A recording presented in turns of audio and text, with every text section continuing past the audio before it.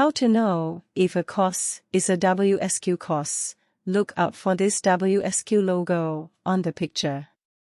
Usually, the course title with a NICF or WSQ at the front indicates it is a WSQ course. Singaporeans and PR are eligible for WSQ funding. Please note that WSQ funding is only applicable to WSQ courses. The amount here indicates the net fee after funding. For example, individuals age 40 and above, the net fee after funding will be $254.56. Singaporeans or PR individuals age 21 and above, net fee after funding will be $392.16. The net fee after funding varies for different courses. Please check the table for the fees. You may use the following methods indicated on the website to offset the net fee after WSQ funding.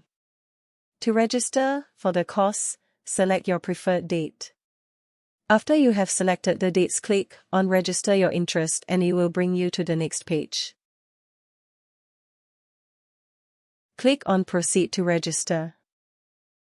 Continue check out as guest. Now, fill in your particulars in this page. After you have filled in, click on Next to proceed. For the payment method, select WSQ funding.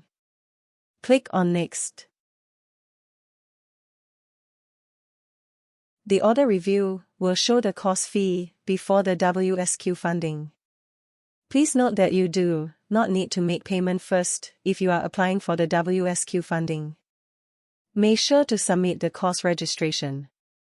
After we have successfully received your registration, we will follow up with an email and apply the WSQ grant for you.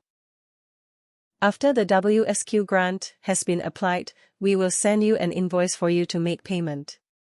Hope this video helps. If you have any clarifications, please email us at inquiry@tertiaryinfotech.com. Thank you.